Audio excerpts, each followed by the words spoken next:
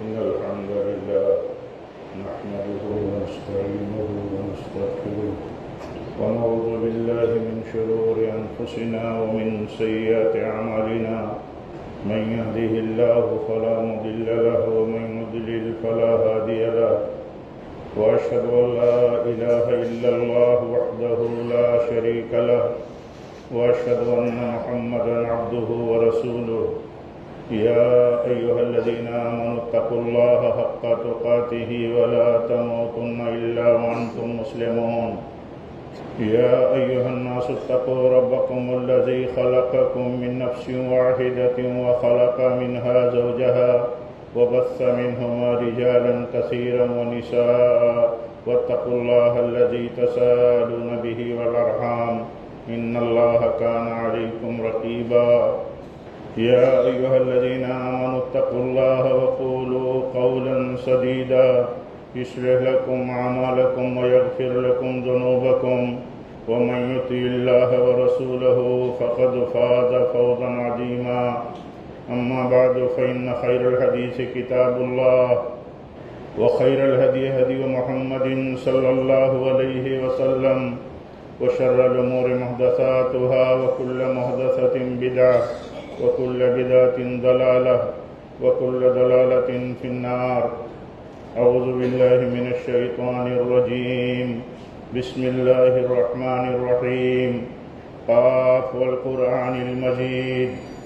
بل عجبوا أن جاءهم منذر منهم فقال الكافرون هذا شيء عجيب أإذا متنا وكنا ترابا ذلك رجع بعيد قد علمنا ما تنقص الأرض منهم وعندنا كتاب حفيظ بل كذبوا بالحق لما جاءهم فهم في أمر مريج أفلم ينظروا إلى السماء فوقهم كيف بنيناها وزيناها وما لها من فروج والأرض مددناها وألقينا فيها رواسي وأنبتنا فيها من كل زوج بهيج تبصرة وذكرى لكل عبد منيب ونزلنا من السماء ماء مباركا فأنبتنا به جنات وحب الحصيد والنخل باسقات لها طلع نضيد رزقا للعباد وأحيينا به بلدة ميتا كذلك الخروج كذبت قبلهم قوم نوح وأصحاب الرس وثمود وعاد وفرعون وإخوان لوط وأصحاب الأيكة وقوم تبع كل كذب الرسل فحق وعيد أفعينا بالخلق الأول بل هم في لبس من خلق جديد وقال الله تعالى في موضع آخر فلا وربك لا يؤمنون حتى يحكموك فيما شجر بينهم ثم لا يجدوا في أنفسهم حرجا مما قضيت ويسلموا تسلیما۔ معزز حاضرین جمعہ، دینی بھائیوں، اسلامی ماں اور بہنوں، اللہ تعالیٰ نے جو دین اور شریعت ہمیں دی ہے، اس دین اور شریعت کے تعلق سے ہمارا نقطہ نظر اس کے حکم اور ہدایت کے مطابق، ہمارا ایمان اور یقین اس کے بتانے کے مطابق بہت صاف اور بہت کلیئر ہونا چاہیے۔ اللہ تعالیٰ نے ہمیں یہ بات بتائی ہے، ہم جانتے ہیں، بیان کرتے رہتے ہیں کہ اللہ ہر چیز کا خالق ہے، ہر چیز کا مالک اللہ ہی ہے۔ اس نے یہ بات ہمیں بتائی ہے، الا لہ الخلق والامر، جانو سنو اس بات کو اچھے سے، ساری مخلوقات کا خالق وہی ہے اللہ، اور ساری مخلوقات کے لیے حکم دینے والا بھی وہی ہے۔ اکیلا اللہ خالق ہے اور حکم دینے والا بھی وہی ہے۔ مخلوقات کے لیے جو حکم ہے، جناتوں اور انسانوں کے لیے جو اللہ تعالیٰ کی طرف سے حکم ہے، یہ اللہ کی طرف سے ہے، اور اللہ کی طرف سے جو حکم ہے وہی فطری ہے، وہی اصل ہے، وہی حق ہے، وہی نیچرل ہے، اسی میں بھلائی ہے، اسی میں خیر ہے۔ اللہ کے سوا مخلوقات کے لیے، انسانوں اور جناتوں کے لیے اس کی مخالفت کے جتنے قوانین ہیں، کوئی بھی بنانے والا ہو، کوئی بھی نافذ کرنے والا ہو، وہ سب طاغوت ہیں، طاغوتی نظام ہیں۔ ہمارا ایمان بہت صاف ستھرا کلیئر، ہمارا کنسیپٹ بہت کلیئر ہونا چاہیے کہ اللہ اور اس کے رسول کے حکم اور قانون کی مخالفت میں جو بھی قانون آئے گا، کہیں سے بھی آئے، قانون کے ادارے بھی بہت ہوتے ہیں، قانون الگ الگ چلانے والی نظام حکومت بھی الگ الگ ہوتی ہیں، تو ان کے اپنے قانون آئیں گے، آتے رہیں گے، جاتے رہیں گے، لیکن ایمان والوں کا طریقہ یہ ہے، ایمان والوں کے لیے قاعدہ اور ضابطہ یہ ہے، کیونکہ وہ ایمان والے ہیں کہ وہ کبھی بھی جاہلیت کے قانون کو جو اسلام کے خلاف ہیں، کبھی بھی وہ اس سے راضی نہیں ہو سکتے۔ افحکم الجاہلیت یبغون افحکم الجاہلیت یبغون ومن احسن من اللہ حکما لقوم یوقنون۔ یقین اور ایمان رکھنے والی قوم کے لیے جاہلیت کے قانون کبھی بھی پسندیدہ نہیں ہو سکتے، وہ راضی نہیں ہو سکتے۔ ان کے ہاتھ میں قانون بنانا نہیں ہے، ان کے ہاتھ میں قانون چلانا نہیں ہے، تو جو بھی قانونی ادارے، قانونی پاور رکھنے والے سسٹم جو ہیں، وہ اپنا قانون بنائیں گے، اپنا قانون چلائیں گے، ان کے اپنے اپنے دائرے اختیارات ہیں، ان کے اپنا ان کا سیٹ اپ ہے، اور ان کی الگ الگ اپنی پالیسیاں ہیں، دنیا کی الگ الگ سوچ کے مطابق وہ چلتے ہیں، وہ چلیں گے، وہ چلتے رہیں گے۔ تب تو یہ بات ہمیں کہی جا رہی ہے کہ جب ہمارا خالق اللہ ہے، ہم اس پر ایمان رکھتے ہیں، ہمارا ایمان یہ ہے کہ اللہ کے قانون کے خلاف اگر کوئی بات کرتا ہے، اللہ کے رسولوں کے قانون کے خلاف اگر کوئی بات کرتا ہے، اللہ اور اس کے رسولوں کے حلال اور حرام کیے ہوئے قانونوں کے خلاف اگر ان کے ادوار میں انبیاء کے اگر کسی نے ان کے حلال کو حرام کیا، ان کے حرام کو حلال کیا، تو یہ جرم تھا، یہ طاغوت کی بندگی تھی اگر اسے مان لیا گیا۔ آپ دیکھیے حضرت عدی بن حاتم بہت مشہور صحابی ہیں، ابھی مسلمان ہوئے، نبی صلی اللہ علیہ وسلم کی خدمت میں آئے، آپ نے دیکھا نبی صلی اللہ علیہ وسلم پڑھ رہے ہیں، آپ قرأت کر رہے ہیں، تلاوت کر رہے ہیں، اتخذوا احبارهم ورهبانهم اربابا من دون اللہ والمسیح ابن مریم۔ عدی بن حاتم نبی صلی اللہ علیہ وسلم کی مجلس میں تشریف لائے تو آپ یہ پڑھ رہے تھے، اس آیت پاک کو آپ پڑھ رہے تھے کہ یہود و نصارہ نے اپنے پوپ اور پادریوں کو، اپنے علماء اور مشائخ کو کیا بنا لیا؟ رب بنا لیا، انہوں نے رب بنا لیا۔ تو حضرت عدی بیان کرتے ہیں کہ میں نے کہا ایسا تو نہیں تھا، ہم نصارہ میں ایسا تو نہیں تھا، کیونکہ یہ نصرانی تھے، بہت بڑا بیک گراؤنڈ تھا ان کا خاندانی، یہ حاتم بن تائی کے بیٹے تھے، حاتم تائی کے بیٹے تھے، اور بہت مشہور نام ہے انسانی تاریخ میں، اسلامی تاریخ سے بھی یہ نام جڑا ہوا ہے، عرب کی تاریخ سے یہ نام جڑا ہوا ہے۔ حاتم بہت عظیم شخصیت کا نام ہے، انہی کے بیٹے تھے عدی۔ تو کہتے ہیں ہم نصارہ کے ہاں تو ایسا نہیں تھا، ایسا نہیں ہوا کہ ہم نے اپنے پادریوں کو، اپنے بزرگوں کو، اپنے علماء کو رب بنا لیا، ایسا تو نہیں تھا۔ تو نبی صلی اللہ علیہ وسلم نے پوچھا، اچھا یہ بتاؤ کہ تمہارے علماء نے جس حلال کو حرام کر دیا، کیا تم نے مانا کہ نہیں مانا؟ یا تمہارے علماء نے جس حرام کو حلال کر دیا، کیا تم نے مانا کہ نہیں مانا؟ یعنی حلال کو حرام کر دیا، حرام کو حلال کر دیا، جب ایسا کیا تمہارے علماء نے تو تم نے تسلیم کر لیا کہ نہیں کر لیا؟ تو کہا یہ تو ہے، ایسا تو تھا، ایسا کرتے تھے، ہمارے علماء جو کہہ دیتے تھے یہ حرام ہے تو ہم وہ حلال ہو تب بھی ہم اسے مان لیتے تھے۔ تو اللہ کے نبی صلی اللہ علیہ وسلم نے فرمایا یہی رب بنانا ہوا، یہی رب بنانا ہوا۔ تو عرض کرنے کا مطلب یہ ہے، یہ ریفرنس دینے کا مطلب یہ ہے، یہ حوالہ آپ کے سامنے پیش کرنے کا مطلب یہ ہے، بار بار ہم اسے کہتے سنتے رہتے ہیں، اس کا مطلب یہ ہے کہ ایک ایمان والی امت کے لیے، وہ چاہے پہلے کی امت ہو یا بعد کی، یہ امت محمدیہ جو آخری امت ہے قیامت تک کے لیے، اب نہ کوئی نبی ہوگا اور نہ کوئی اس کی امت ہوگی۔ پہلوں کے لیے بھی یہ صحیح نہیں تھا کہ اللہ کی طرف سے آئی ہوئی کتاب اور شریعت اور ان کے نبی کی طرف سے جو سنت اللہ کے حکم سے اور جو قانون ان کے لیے قائم کیا گیا تھا، اگر اس کے خلاف بات کی گئی اور اس حکم کی مخالفت میں دوسرا قانون اور حکم لایا گیا، اگر عوام نے اور امت نے مان لیا تو گویا کہ انہیں رب بنا لیا آج اگر ہمارے لیے قرآن و حدیث کے خلاف کسی فرقے کا، کسی عالم کا، کسی بزرگ کا، کسی امام کا اگر فتویٰ لایا جاتا ہے اور اگر وہ مان لیا جاتا ہے علم اور دلیل ہونے کے باوجود، تو یہ طاغوت کا قانون ماننا ہوا، یہ طاغوت کی بندگی ہوئی، اللہ کے سوا اس کو رب بنا لینا ہوا۔ تو آپ بتائیے دنیا کے نظام کا مسئلہ ہمارے لیے کون سا مسئلہ ہے؟ کب ہماری توجہ اس کی طرف ہو سکتی ہے؟ دنیا میں اگر آزادی کے نام پر کسی نوجوان کو، کسی نوجوان مرد کو، لڑکے کو، کسی نوجوان لڑکی کو اگر اپنی مرضی سے شادی کرنی ہے اور عدالت میں جا کر کے، کورٹ میں جا کر کے وہ کورٹ میں شادی کرتے ہیں، کورٹ میرج کرتے ہیں، تو یہ ایک ضابطہ تو موجود ہے،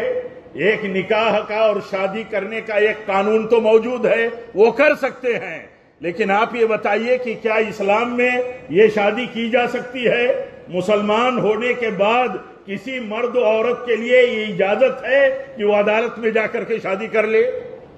اگر عدالت آزادی کے نام پر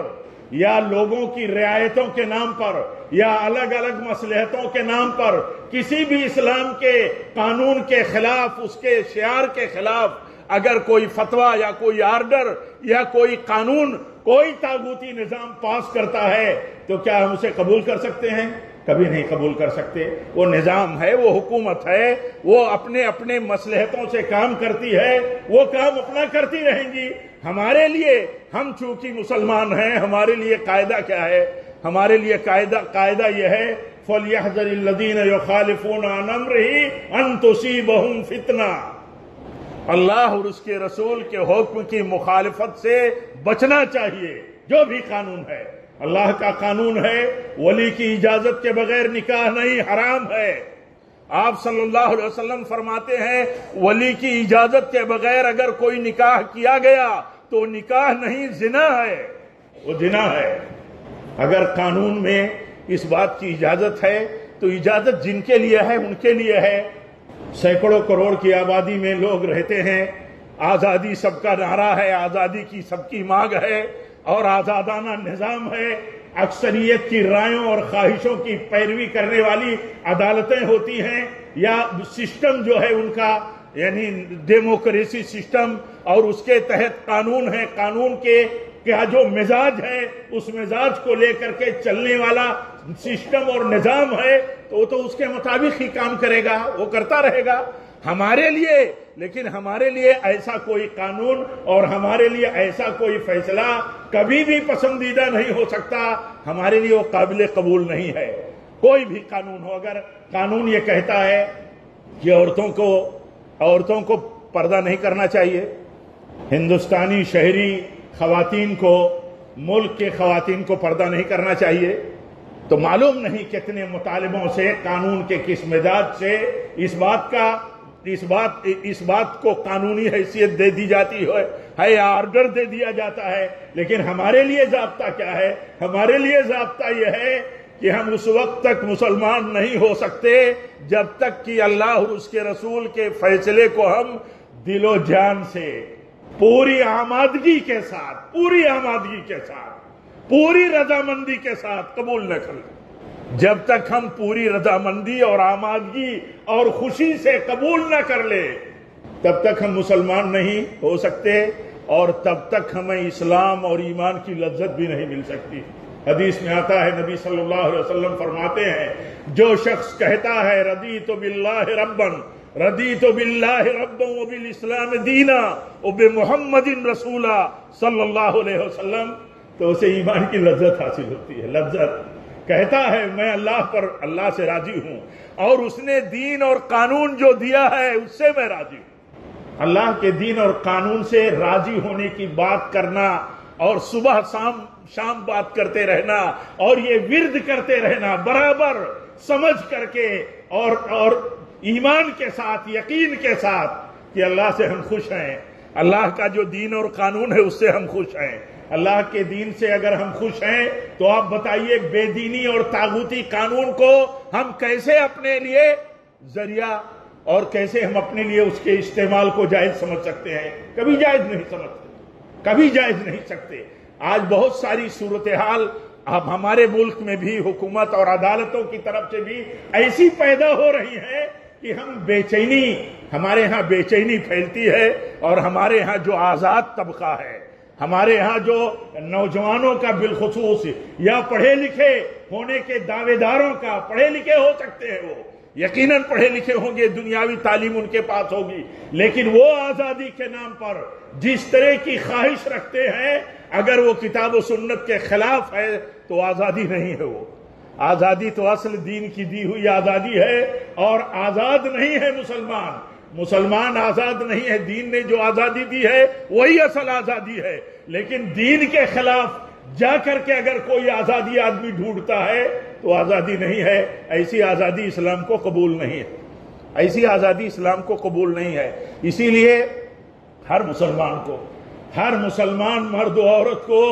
ہر مسئلے میں دیکھنا چاہیے اس کے لیے اس کے دین میں کیا قانون بتایا گیا ہے۔ عقیدے کا مسئلہ ہو، عبادت کا مسئلہ ہو، معاملات کا مسئلہ ہو، شادی بیاہ کا مسئلہ ہو، لین دین کا مسئلہ ہو، حلال و حرام کے جو بھی مسائل ہیں، اس میں جو بھی بتایا گیا ہے ایک مسلمان کو مان کر کے اسی دائرے میں رہنا چاہیے، تب تو وہ مسلمان ہے، تب تو وہ مومن ہے۔ پیارے نبی صلی اللہ علیہ وسلم فرماتے ہیں وہ شخص مومن نہیں ہو سکتا، تم میں کا کوئی مومن نہیں ہو سکتا یہاں تک کہ جو میں لے کے آیا ہوں، جو شریعت، جو عقیدہ، جو قانون، جو حلال و حرام کا نظام اور مسئلہ میں لے کر کے آیا ہوں، جب تک کہ وہ اپنی خواہش اور اپنی مرضی کو اس کے تابع نہ کر دے، سرنڈر کر دے اس کے سامنے اپنے آپ کو۔ یہ اللہ کا قانون ہے، ہمیں منظور ہے، یہ رسول کا قانون ہے دیا ہوا جو اللہ ہی کی طرف سے ہے، اللہ کی طرف سے اللہ کے رسول کے بتائے ہوئے قانون اور سنت و حدیث کا ماننا فرض ہے، یہ فرض اللہ نے کیا ہے۔ سنتوں کو ماننا، اس کے سامنے آدمی اپنے آپ کو سرنڈر کر دے، اپنی مرضی، اپنی عقل، اپنی سوچ اور باہمی طور پر کوئی سمجھوتا بھی اسلام کے خلاف قبول نہیں ہے۔ بہت مشہور حدیث ہے صحیح بخاری کی، نبی صلی اللہ علیہ وسلم کے پاس دو شخص آئے اپنا مسئلہ لے کے، اس میں ایک شخص کا لڑکا تھا، دوسرے کے ہاں وہ اجرت پر تھا، اجیر تھا، نوکری کرتا تھا۔ سمجھیے جہاں نوکری کرتا تھا جس مالک کے ہاں، اس مالک کی بیوی کے ساتھ اس سے زنا کا صدور ہو گیا۔ اب ان دونوں نے آپس میں، اس نے کیا کیا، جس کے لڑکے سے یہ غلطی ہوئی، اس نے کیا کیا، کہا کہ میں تمہیں 200 بکریاں دے دیتا ہوں، ایک لونڈی دے دیتا ہوں اس گناہ کے بدلے میں بطور فدیہ، اور یہ معاملہ ختم کر دو، یہ معاملہ ختم کر دو۔ لیکن جب علم والوں سے پوچھا تو علم والوں نے بتایا، کہا کہ لڑکا غیر شادی شدہ ہے، اس کو 100 کوڑے مارے جائیں گے اور اس کو شہر بدر کر دیا جائے گا 1 سال کے لیے۔ یہ قانون ہے۔ مسئلہ نبی صلی اللہ علیہ وسلم کے پاس پہنچا تو آپ نے بتایا، کہا کہ مسئلہ یہی ہے کہ غیر شادی شدہ زانی کو 100 کوڑے مارے جائیں گے، اسے 100 کوڑے مارے گئے، اور کہا 200 بکریاں اور ایک لونڈی جو تم نے اس گناہ کے بدلے میں فدیہ کے طور پر دیا ہے، یہ لوٹا دیا جائے گا تمہیں۔ یعنی یہ تمہارا اپنا طے کیا ہوا، اپنے دونوں کے بیچ کے سمجھوتے کا یہ جو مسئلہ ہے، یہ شریعت میں قابل قبول نہیں ہے، یہ نہیں چلے گا۔ 200 بکریاں دیا، ایک لونڈی پلس دیا، کہا یہ نہیں قبول ہے۔ نبی صلی اللہ علیہ وسلم نے آپ نے حکم دیا لوٹایا جائے اس کو، اور اسے 100 کوڑے مارے جائیں گے، اور اسے وطن بدر کیا جائے گا، شہر بدر کیا جائے گا 1 سال کے لیے، یعنی جلا وطن کر دیا جائے گا۔ اور چونکہ بیوی تھی، چونکہ مالک کی بیوی تھی، ظاہر سی بات ہے وہ شادی شدہ ہے، اس سے بلا کر کے پوچھا گیا، اس نے اپنے گناہ کا اعتراف کر لیا، تو حکم ہوا کہ اسے رجم کر دیا جائے۔ اس حوالے کا مقصد یہ ہے کہ اللہ اور اس کے رسول کی طرف سے دیے ہوئے قانون کے خلاف اگر کوئی بھی قانون آتا ہے تو مسلمانوں کے لیے کبھی قابل قبول نہیں، کبھی مسلمان اس سے اپنے آپ کو راضی نہیں کر سکتا، قبول نہیں کر سکتا۔ قانون آتا ہے آزادی کے لیے، ہمیں وہ قانون پابند تو نہیں کرتا۔ ہمیں یہ دیکھنا ہے کہ اپنی خواہشات کو پورا کرنے کے لیے ان طاغوتی قانون کا کیا ہم سہارا لیتے ہیں؟ اگر ہم سہارا لیتے ہیں تو ہمارے ایمان کے منافی ہے، یہ ہمارے دین کے معاہدے کے خلاف ہے۔ یہ یقین ایمان علم کو کہتے ہیں۔ علم جب ہمیں ہے کہ اللہ کا قانون سب سے بہتر ہے، سب سے بہتر ہے، سب کے لیے وہی بہتر ہے، ساری انسانیت کے لیے اللہ کا قانون نجات دہندہ قانون ہے، اس قانون کے خلاف جتنے قانون ہیں یہ فساد اور فتنہ بڑھانے والے ہیں۔ دیکھیے اللہ فرماتا ہے بچو تم اپنے رسول کے حکم کی مخالفت کرنے سے،